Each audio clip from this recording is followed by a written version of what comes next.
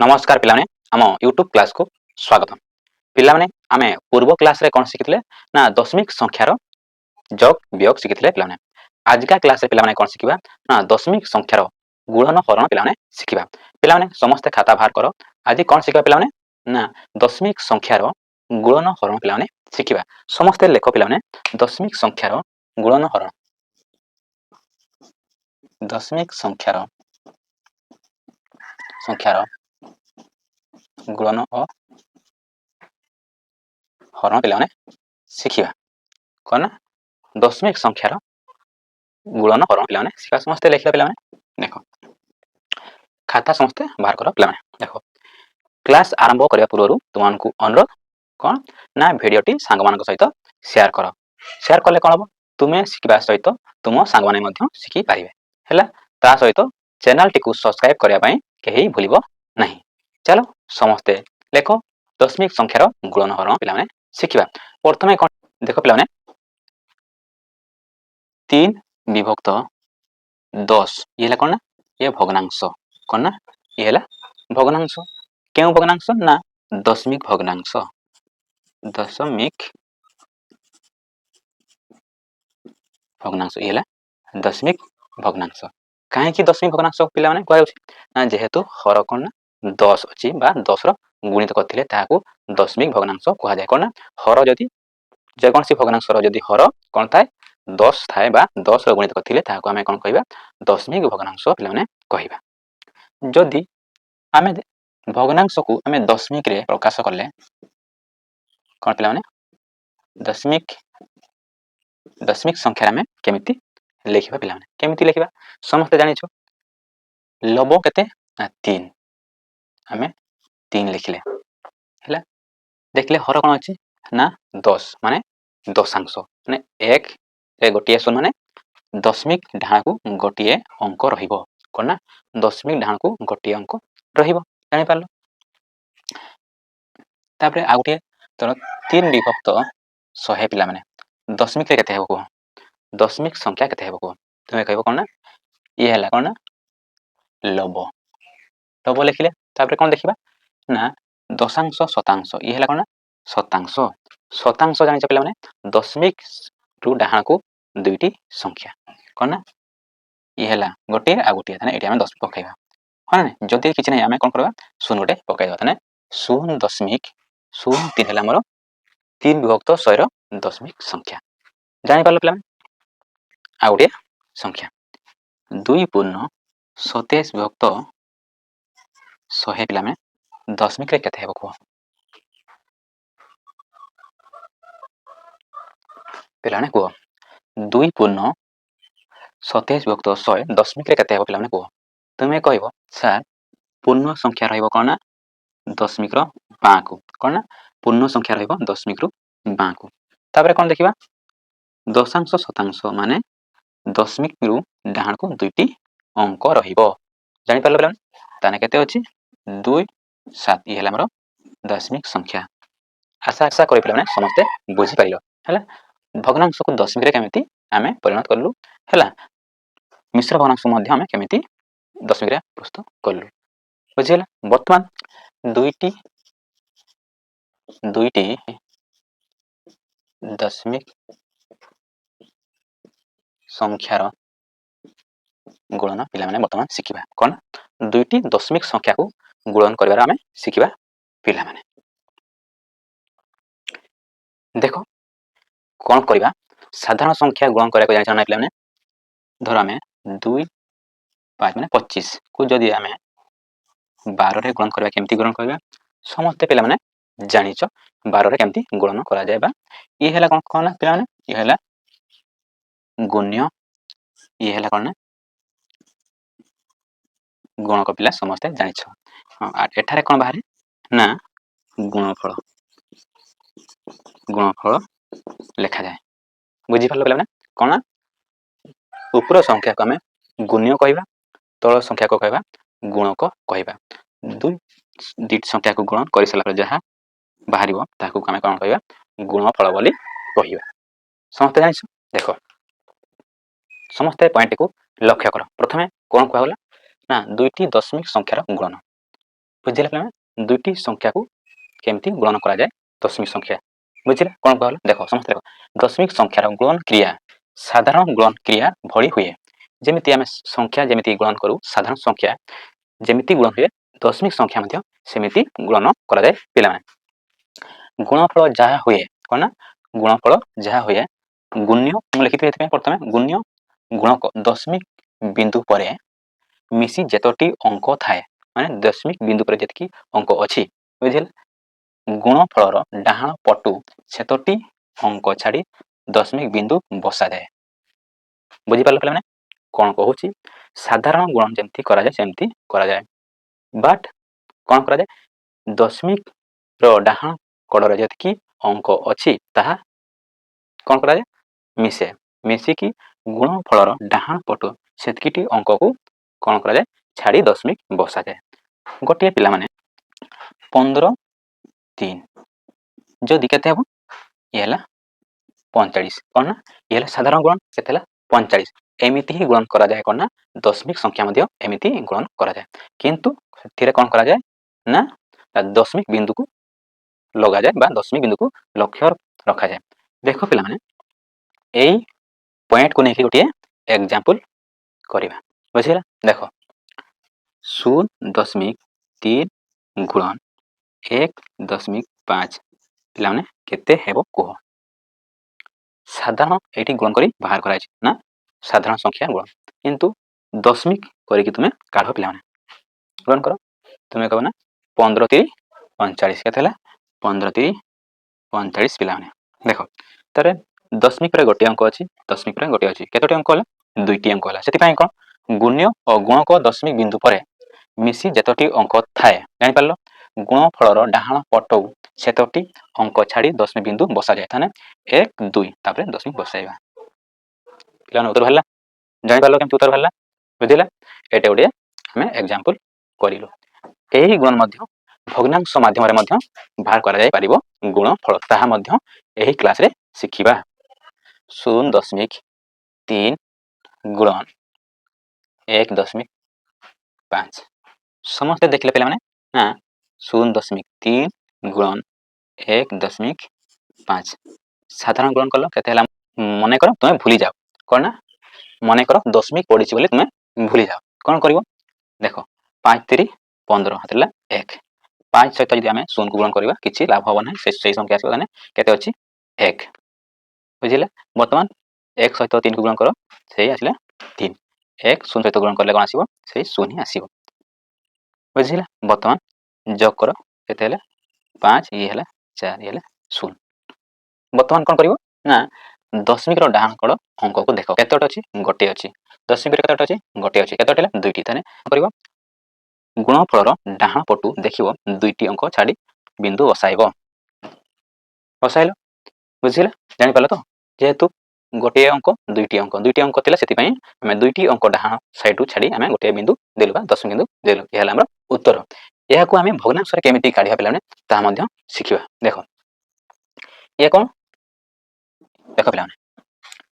0.3 ଆଉ ହେଲା 1.5କୁ ଆମେ କ'ଣ କରିବା ଗୁଣନ କରିବା ପ୍ରଥମେ ଏହାକୁ ଭଗ୍ନାଂଶରେ ପରିଣତ କରିବା ଇଏ 3 ଇଏ ହେଲା ଲବ ବୁଝିହେଲା ଦଶମିକରେ କେତୋଟି ଅଙ୍କ ଅଛି ଗୋଟିଏ ଅଙ୍କ ଅଛି ତାହେଲେ ଜାଣିଲ ଦଶାଂଶ ମାନେ 1ରେ ଗୋଟିଏ ଶୂନ ଜାଣିପାରିଲ ତାପରେ କ'ଣ କରିବ ଏଠାରେ କ'ଣ ଅଛି 1 2 ଆମେ କ'ଣ କରିବା ଲବ ନେଲେ 15 ଜାଣିପାରିଲ ତାପରେ ଦଶମିକରେ କେତୋଟି ଅଙ୍କ ଅଛି ପିଲାମାନେ କେତୋଟି ଅଙ୍କ ଅଛି ନା ଗୋଟିଏ ମାନେ 1ରେ ଗୋଟିଏ ଶୂନ ଦଶାଂଶ ଜାଣିଛ ନା ହେଲା ତାହେଲେ ବର୍ତ୍ତମାନ ଏହି ଭଗ୍ନାଂଶକୁ ଆମେ ଗୁଣନ କରିବା ପିଲାମାନେ ଦେଖ ଗୋଟିଏ ହେଲା ଆମର 3 ବିଭକ୍ତ 10 ଆଉ ଗୋଟିଏ ହେଲା ଆମର 15 ବିଭକ୍ତ 10 ବର୍ତ୍ତମାନ କ'ଣ କରିବା ହରକୁ ହର ଗୁଣନ କରିବା ଲବକୁ ଲବ ଗୁଣନ କରିବା ହରକୁ ହର କେତେ ହେଲା 10 10 100 କ'ଣ ହେଲା 15 3 45 ପିଲାମାନେ ବର୍ତ୍ତମାନ କ'ଣ କରିବ କେତେ ଅଛି ଦଶାଂଶ ଶତାଂଶ କେତେ ଅଛି ଦଶାଂଶ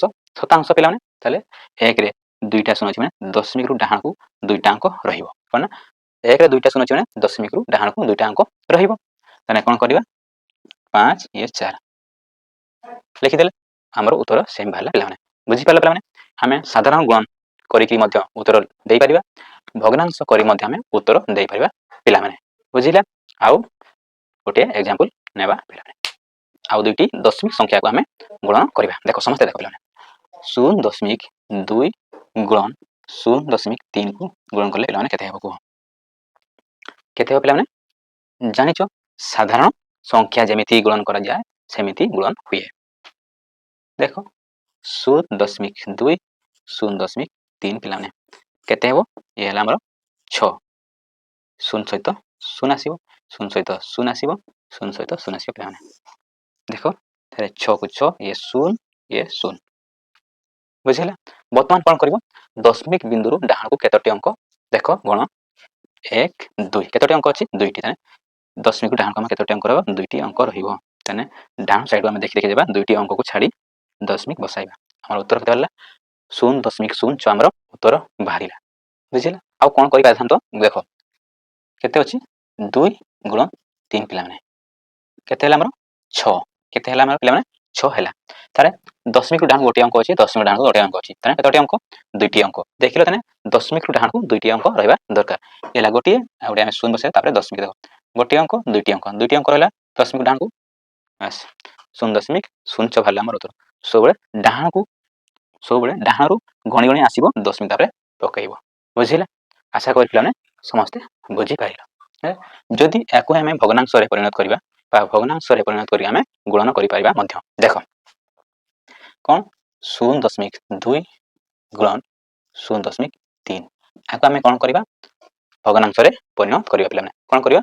ଭଗ୍ନାଂଶରେ ପରିଣତ କରିବା। ଦେଖ ଇଏ କେତେ ଅଛି? 2 ଆମେ ଲେଖିଲେ। ଦଶମିକରେ କେତୋଟି ଅଙ୍କ ଅଛି? ଗୋଟିଏ। ତାହେଲେ 1ରେ ଗୋଟିଏ 0 ଗୁଣନ ଇଏ କେତେ ଅଛି? 3 ଦଶମିକରେ କେତୋଟି ଅଙ୍କ ଅଛି? ଗୋଟିଏ ମାନେ 1ରେ ଗୋଟିଏ 0। ବର୍ତ୍ତମାନ କ'ଣ କରିବ? ଗୁଣନ କରିବ। କେତେ ହେଲା ଆମର? 100 10 10 100 ଇ ଗୁଣନ କର ଏ 6 ତାପରେ କେତେ ଅଛି? ନା 100 100 ମାନେ ଜାଣିଛ 1ରେ 2ଟା 0 ତାହେଲେ ଦଶମିକରୁ ଡାହାଣକୁ 2ଟା ଅଙ୍କ ରହିବ ପିଲାମାନେ। କ'ଣ ନା ଦଶମିକରୁ ଡାହାଣକୁ 2ଟା ଅଙ୍କ ରହିବ। ତାହେଲେ ଇଏ କେତେ ଅଛି? 6 ଲେଖିଲେ। ତାହେଲେ ବାଙ୍କ କ'ଣ ଲେଖିବା? 0 କିଛି ନାହିଁ ମାନେ 0 ଲେଖିବା। ଦଶମିକର ବାଙ୍କୁ ଲେଖିବା 0 ବାହାରିଲା ପିଲାମାନେ।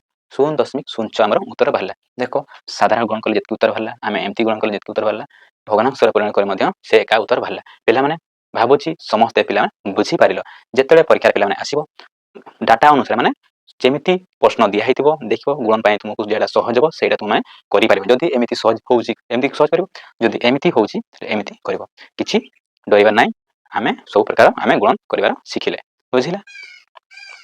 ଆଉ ଗୋଟିଏ ଏକ୍ଜାମ୍ପଲ ନେବା ତୁମ ପାଇଁ। ଦେଖ ସମସ୍ତେ ମନ ଧ୍ୟାନ ଦେଇକି ପିଲାମାନେ ଦେଖ ଆଉ ତା ସହିତ ତୁମେ ଅଭ୍ୟାସ କର। ଦେଖ ଗୋଟିଏ ତ୍ରିଭୁଜ ଆମେ ଅଙ୍କନ କରିବା। କ'ଣ ନା ତ୍ରିଭୁଜ କ'ଣ ନା ସମବାହୁ ତ୍ରିଭୁଜ ପିଲାମାନେ। ସମବାହୁ ମାନେ ସବୁ ବାହୁ ସମାନ ଅଛି। ବୁଝିଲା। ସମବାହୁ ତ୍ରିଭୁଜ ବୁଝିଲା। ୟାର ଦୈର୍ଘ୍ୟ ପିଲାମାନେ କେତେ? 1.5 ସେମି 1.5 ସେମି 1.5 ସେମି ପିଲାମାନେ ସବୁ ବାହୁ କ'ଣ ନା ସମାନ ଅଛି। କେତୋଟି ବାହୁ ଅଛି ପିଲାମାନେ? 1 2 3 3ଟି ବାହୁ ଅଛି। ତାହେଲେ ଆମେ ବାହୁର ଦୈର୍ଘ୍ୟ ପିଲାମାନେ କେତେ ଲେଖିବା? ବାହୁର ଦୈର୍ଘ୍ୟ ପିଲାମାନେ 1.5 ସେମି। ଆମେ କ'ଣ କାଢ଼ିବା ପିଲାମାନେ? ପରିସୀମା କାଢ଼ିବା। ତ୍ରିଭୁଜର କ'ଣ ନା ପରିସୀମା ପିଲାମାନେ କାଢ଼ିବା। ପରିସୀମା କେତେ ହେବ?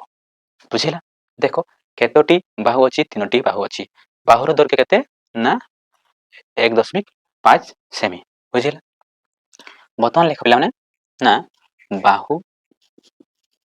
ବାହୁର ଦୈର୍ଘ୍ୟ। ବୁଝିଲା ପିଲାମାନେ। ବାହୁର ଦୈର୍ଘ୍ୟ ବୁଝିଲା ପିଲାମାନେ। ବାହୁର ଦୈର୍ଘ୍ୟ କେତେ? 1.5 ସେମି। ବୁଝିଲା ପିଲାମାନେ। ବାହୁ ସଂଖ୍ୟା ପିଲା କେତେ ଅଛି? 3ଟି। କେତୋଟି? 3ଟି। ବୁଝିଲେ।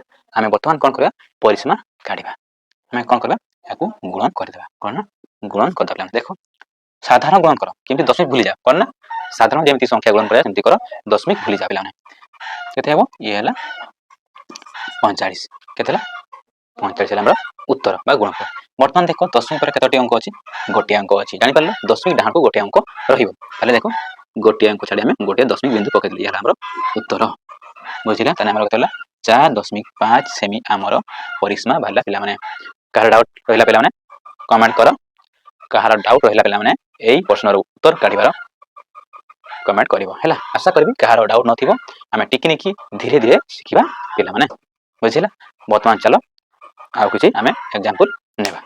पिला माने देखो समस्त लेख पिला माने समस्त लिखिबो दशमिक संख्या को 10 100 बा हजारे भड़ी संख्या द्वारा गुण शिखिबा पिला माने कोन ना दशमिक संख्या को 10 100 बा हजारे भड़ी संख्या द्वारा गुण करबा शिखिबा पिला माने समस्त देखो गोटे संख्या नेबा दशमिक संख्या 0.2 को कोन करबा 10 100 एवं हजारे द्वारा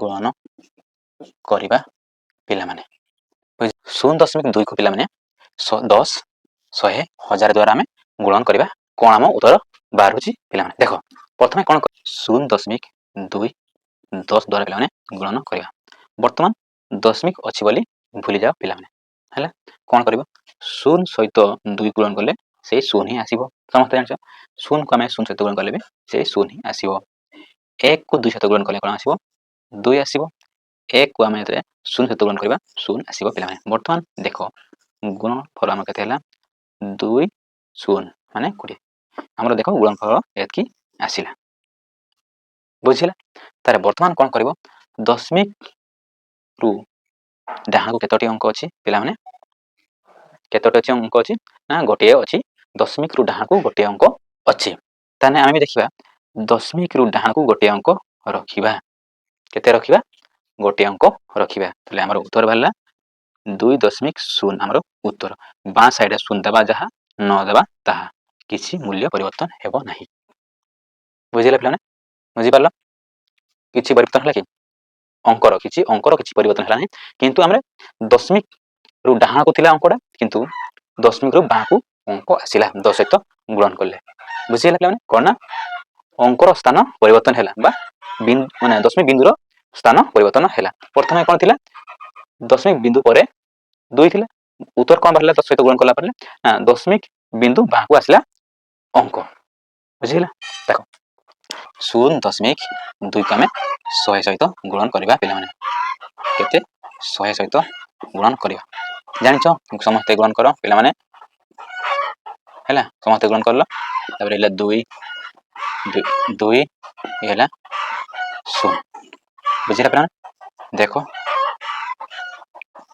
माने वर्तमान देखो दशमिक रु डाहां केतोटी अंक अछि गोटे अंक अछि ताले जानिलो दशमिक डाहां को गोटे अंक ही रहिबो डाहां साइड रु गोटे अंक छाडी दशमिक पकैलो ताले उत्तर केते बाला 20.0 पिला माने बाला 20.0 पिला माने बाहला देखो एटी कोन 2 पर दशमिक पड़थिला एटी 20 पर दशमिक आसिला हैला कोना दशमिक बिंदु रो परिवर्तन अछि देखो एटी थिला बिंदु एटी थिला वर्तमान कोन आसिला 10 सहित गुणन करले एटी थिला 100 सहित गुणन करले आ गुटे याको परिवर्तन करला पिला माने जानिछो तापरे तुमे 100 सहित तुमे निजे गुणन करी देखबो पिला माने बुझिले तुमे गुणन करी देखिबो पिला माने एही संख्या को हमें भग्नांश रे केमिति गुणन करबा ता मध्य शिखबा पिला माने देखो समस्त देखो येलेम 0.2 गुणन 10 बुझिले वर्तमान में कोन करबा भग्नांश रे परिणत करे पिला माने बुझिले दशमिक में भग्नांश रे परिणत संख्या येला लबो दशमिक पर गोटे अंक अछि माने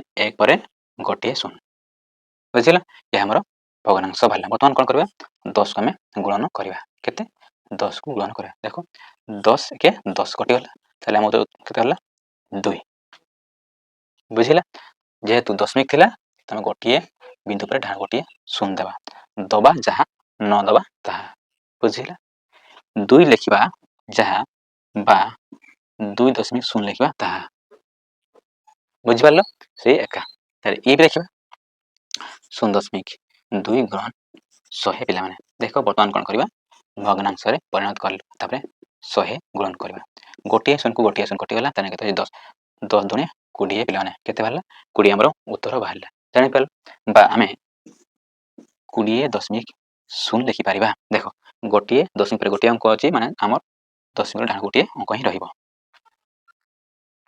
ବୁଝିହେଲା? ଆଶା କରି ପିଲାମାନେ ତୁମେ ବୁଝିପାରିଥିବ କେମିତି ହେଲା। ହେଲା, ମୋର ବିଶ୍ୱାସ ଅଛି ପିଲାମାନେ ତୁମେମାନେ ବୁଝିପାରୁଛ ଆଉ ବୁଝିପାରିବ ପିଲାମାନେ। ଦେଖ ପିଲାମାନେ, ଦେଖ ପଏଣ୍ଟକୁ କ'ଣ କହୁଛି।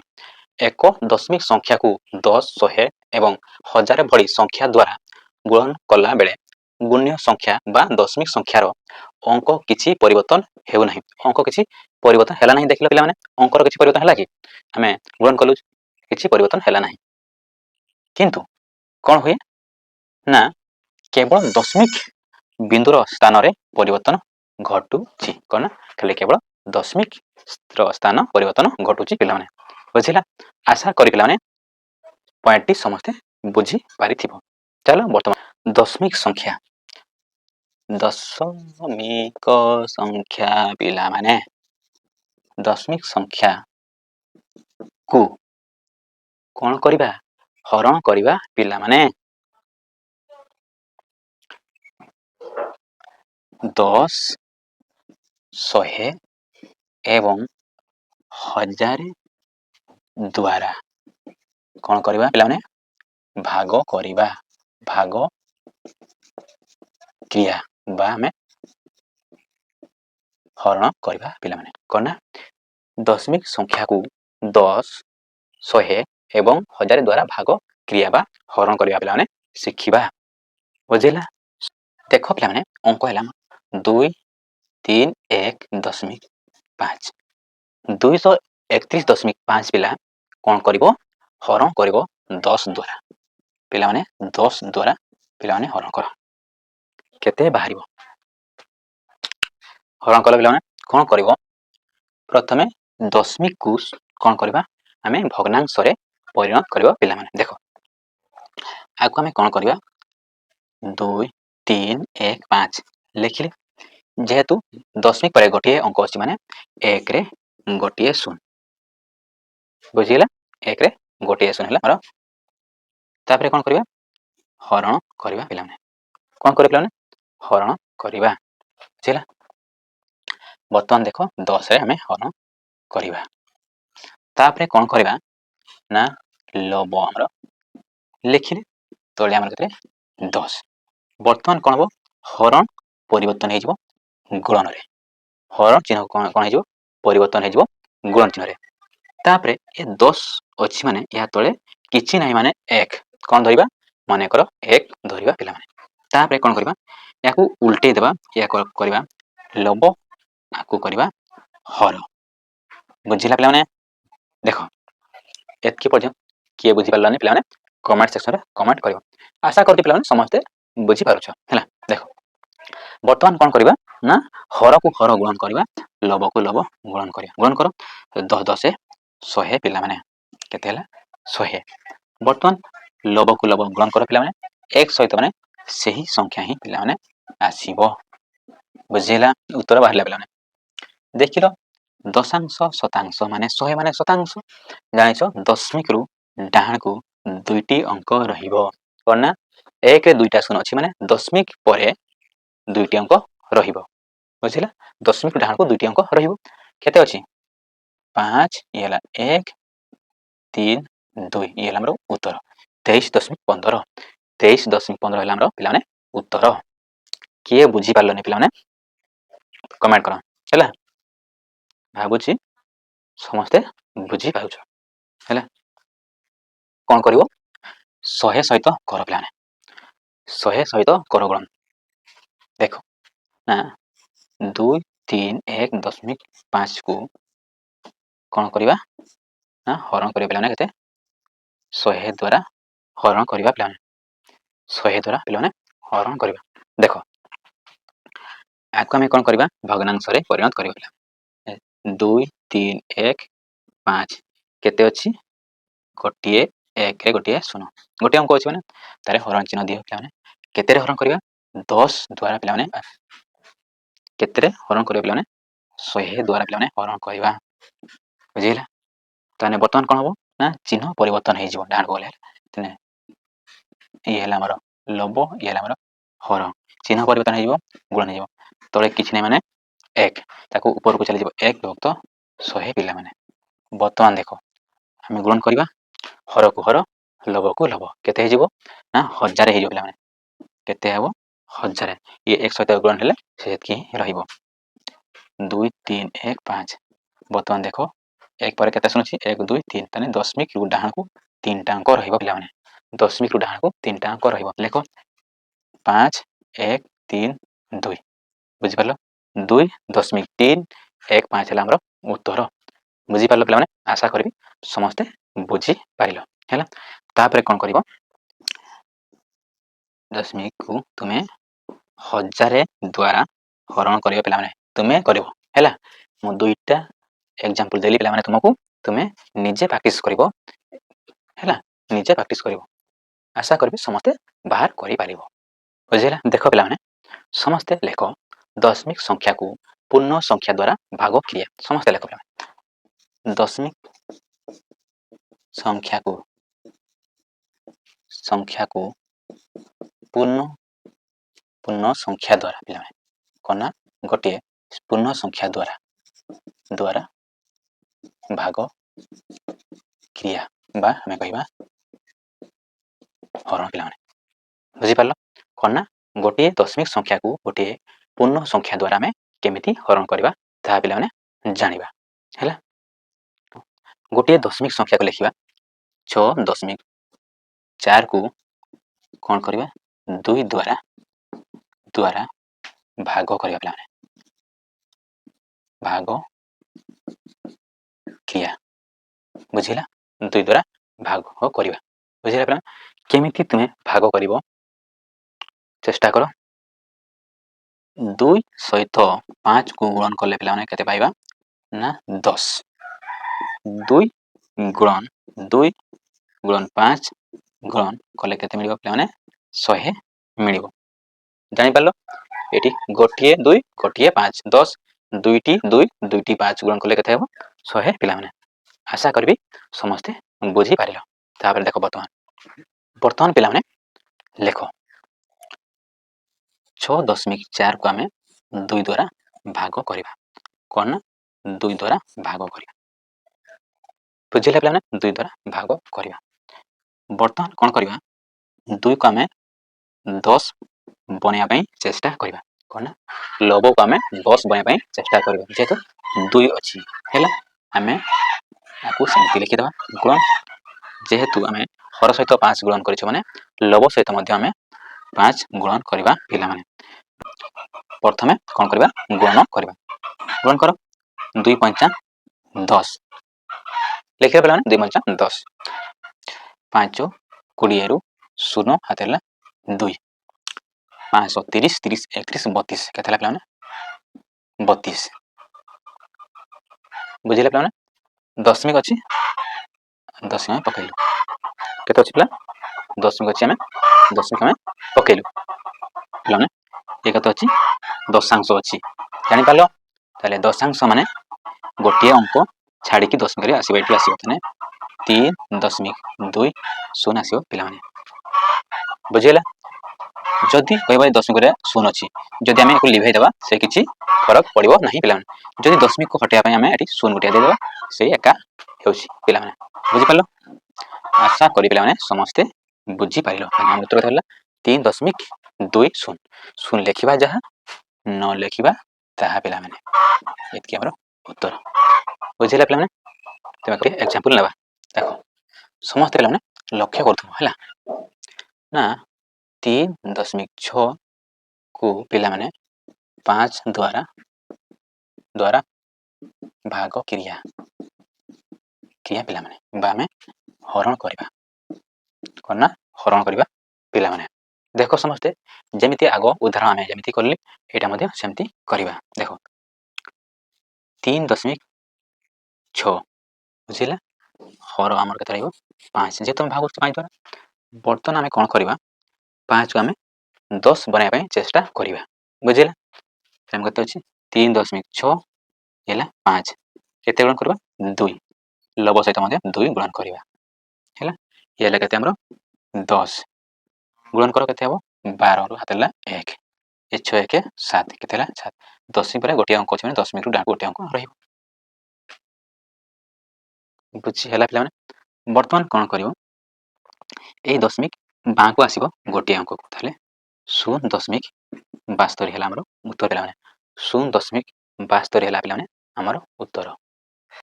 ସେମିତି ପିଲାମାନେ ଆଉ ଗୋଟିଏ 7.8କୁ କ'ଣ କରିବ, 4 ଦ୍ୱାରା ଭାଗ କର ପିଲାମାନେ। 7.8କୁ ପିଲାମାନେ 4 ଦ୍ୱାରା ଭାଗ କର। ଏମିତି ହିଁ ଭାଗ କର ପିଲାମାନେ। କେମିତି ହେଇପାରିବ ପିଲାମାନେ କୁହ, କେମିତି ହେଇପାରିବ କର। 7.8କୁ 4 ଦ୍ୱାରା ପିଲାମାନେ ହରଣ କର। କର ପିଲାମାନେ, କରିଲ। ଦେଖ ପ୍ରଥମେ କ'ଣ କରିବା, 7.8କୁ ଆମେ ଏମିତି ଲେଖିବା, ବୁଝିଲା। ତାପରେ କ'ଣ କରିବା, 7.8କୁ ଦେଖିବା, ତାରେ 2 ଦୁଣେ 4 ସମସ୍ତେ ଜାଣିଛ ପିଲାମାନେ, 2 ଦୁଣେ 4, ଆକୁ ଭାଙ୍ଗିବା, 2 ଗୁଣନ 2, ବୁଝିଲା।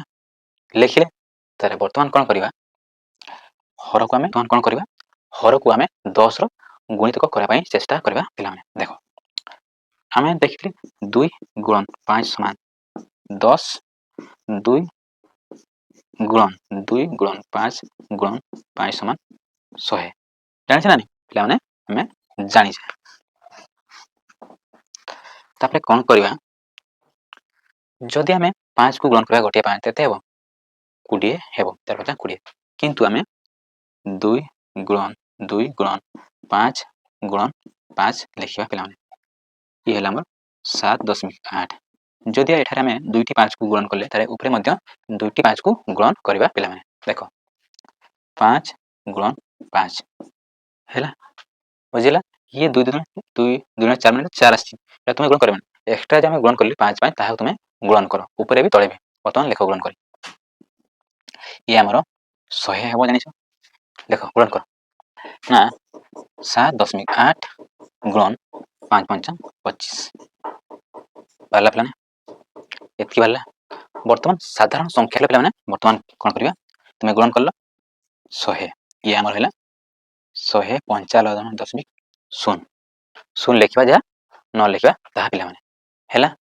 ବର୍ତ୍ତମାନ କ'ଣ କରିବା, ଶତାଂଶ ଅଛି ମାନେ 100 ମାନେ ଶତାଂଶ ପିଲାମାନେ। ହଁ, ଦଶମିକ 2ଟି ଅଙ୍କକୁ ଡାହାଣକୁ ଆସିବ, ଦଶମିକ 2ଟି ଅଙ୍କ ଛାଡ଼ି ଦଶମିକ ପଡ଼ିବ, ତାହେଲେ 1.95 1.95 1.95 ଆମର ଉତ୍ତର ପିଲାମାନେ।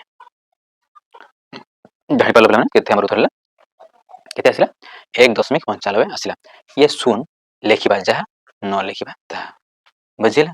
ଯଦି 0 ଅଛି, ଯଦି ଆମେ ଆକୁ ହଟେଇବା, ଏଠି ଗୋଟିଏ 0 ଦେବାକୁ ପଡ଼ିବ, ହେଲେ ବି ଏକା ଆସୁଛି ପିଲାମାନେ, କିଛି ଲାଭ ନାହିଁ ହେଲା, ଲେଖିବାର କିଛି ଲାଭ ନାହିଁ, ବୁଝିଲା। ଆରାମସେ ପିଲାମାନେ ଭାବୁଛି ସମସ୍ତେ ବୁଝିପାରିଲ କ'ଣ, ଦଶମିକ ସଂଖ୍ୟାକୁ କେମିତି ପୂର୍ଣ୍ଣ ସଂଖ୍ୟା ଦ୍ୱାରା ହରଣ କରାଯାଏ ତାହା ପିଲାମାନେ ବୁଝିଲ, ଆଉ ଅଭ୍ୟାସ ମଧ୍ୟ କରିବ ନିଜ ବହିରୁ, ବୁଝିଲା ପିଲାମାନେ। ବର୍ତ୍ତମାନ କ'ଣ କରିବା, ଦଶମିକ ସଂଖ୍ୟା ନେବା, 23.8କୁ 7 ଦ୍ୱାରା ଭାଗ କରିବା ପିଲାମାନେ, ମାନେ ହରଣ କରିବା, ଭାଗ କ୍ରିୟା ବା ହରଣ କରିବା ପିଲାମାନେ। କର 23.8କୁ 7 ଦ୍ୱାରା ପିଲାମାନେ ଭାଗ କର ବା ହରଣ କର। ଦେଖ ପିଲାମାନେ କ'ଣ କରିବ, 23 କ'ଣ କରିବ, ତଳେ 1ରେ ଗୋଟିଏ 0, ଗୋଟିଏ ଅଛି ଅଙ୍କ, ତାରେ ହରଣ 7, 7ରେ କିଛି ନାହିଁ ମାନେ ତଳେ 1, ବୁଝିଲା। ତାରେ 3 8, ଇଏ 10 ପରିବର୍ତ୍ତନ ହେଇଯିବ, ଗୁଣନ ହେଇଯିବ, ଇଏ ଉଲ୍ଟି ଯିବ, 1/7। ବର୍ତ୍ତମାନ ପିଲାମାନେ କର ପିଲାମାନେ, ବର୍ତ୍ତମାନ କର, କେମିତି କରିବ କର। ଦେଖ ପିଲାମାନେ, କାଟ, ଯଦି କାଟୁଛି 7 1 7, ତାହେଲେ ଆମର କେତେ ହେଲା, 10, 10 1 10 ଆସିଲା। 7ରେ ଆଗ କାଟ, 7 3 21 21 ରହିଲା ପିଲାମାନେ, କେତେ ହେଲା, ଏଠି 2 ଅଛି, ତାହେଲେ 7 4 28 କଟିଗଲା, ତାହେଲେ 34 ଆମେ 1 ସହିତ ଗୁଣନ କଲେ 34 ଆସିବ ପିଲାମାନେ, କେତେ ଆସିବ, 34 ଆସିବ। ବର୍ତ୍ତମାନ କ'ଣ କରିବ, 1ରେ ଗୋଟିଏ 0 ଅଛି ମାନେ ଦଶମିକ ଡାହାଣକୁ ଗୋଟିଏ ଅଙ୍କ ରହିବ, ଇଏ ହେଲା ଆମର ଉତ୍ତର। ଜାଣିପାରିଲ ପିଲାମାନେ, 2 ସେକେଣ୍ଡରେ ପିଲାମାନେ ଉତ୍ତର ବାହାର କରିପାରିବ, 2 ସେକେଣ୍ଡ ପିଲାମାନେ ଉତ୍ତର ବାହାର କରିପାରିବ ହେଲା। ଦେଖ ପିଲାମାନେ ସମସ୍ତେ ଲେଖ, ଦଶମିକ ସଂଖ୍ୟାକୁ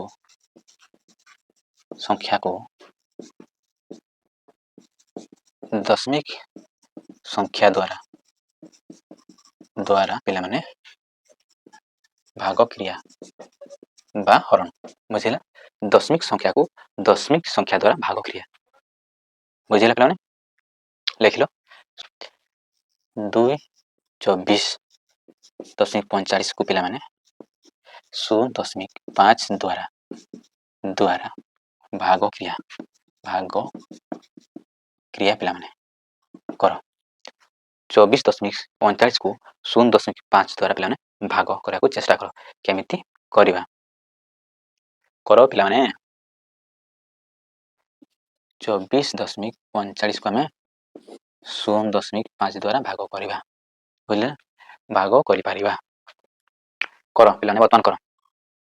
ବର୍ତ୍ତମାନ କ'ଣ କରିବା ଦେଖ, ଆକୁ ଜାଣିଛ ପିଲାମାନେ 10ଟି 1 ଦଶାଂଶ ହେଲେ କ'ଣ ହୁଏ? 1 ହୁଏ, ଜାଣିଛ। ତାହେଲେ କ'ଣ କରିବା? 0.5 ସହିତ 10 ଗୁଣନ କରିବା ପିଲାମାନେ, ହେଲା। ଏଠି ବି 24.45 ସହିତ 10 ଗୁଣନ କରିବା ପିଲାମାନେ। ଦେଖ ପିଲାମାନେ ବର୍ତ୍ତମାନ ଗୁଣନ କର। ଇଏ ହେବ ଆମର 5 ହେଲା। ତାପରେ ଏହାକୁ ତୁମେ ଗୁଣନ କର 4.5 ଇଏ ହେଲା ଆମର ବାହାରିଲା। ବର୍ତ୍ତମାନ କ'ଣ କରିବ? ଲବକୁ 10 କରିବା ପାଇଁ ଚେଷ୍ଟା କରିବ।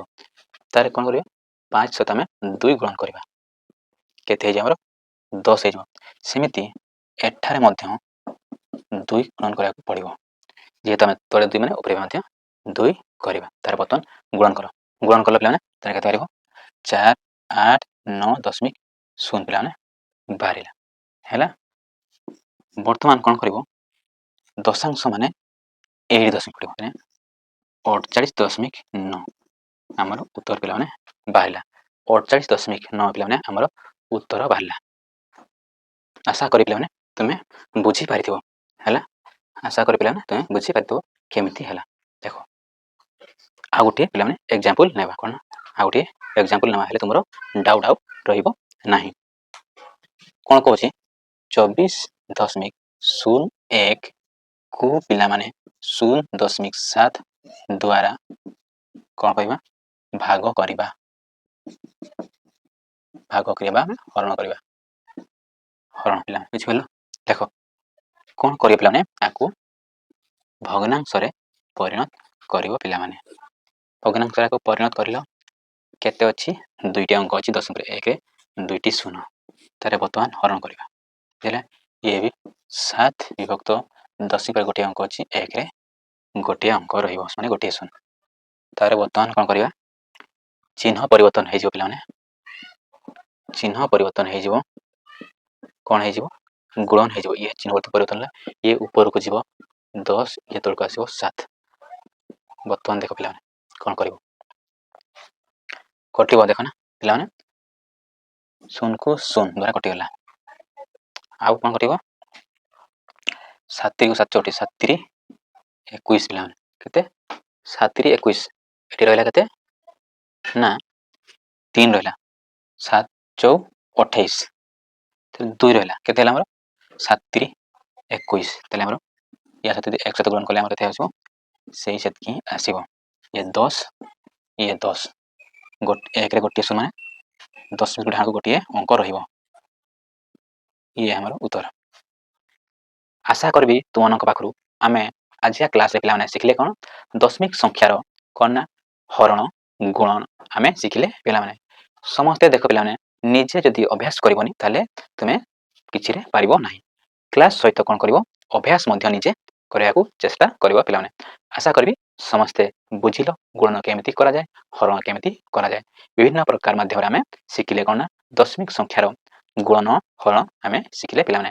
ଆଉ ତୁମମାନଙ୍କୁ ଅନୁରୋଧ ପିଲାମାନେ, ଭିଡ଼ିଓକୁ ନିହାତି ତୁମ ସାଙ୍ଗମାନଙ୍କ ସହିତ ସେୟାର କରିବ। ତା ସହିତ କ'ଣ କରିବ? ଚ୍ୟାନେଲଟିକୁ ସବସ୍କ୍ରାଇବ୍ କରିବା ପାଇଁ କେହି ଭୁଲିବ ନାହିଁ। ଆଉ ତୁମମାନଙ୍କୁ ବହୁତ ବହୁତ ଧନ୍ୟବାଦ।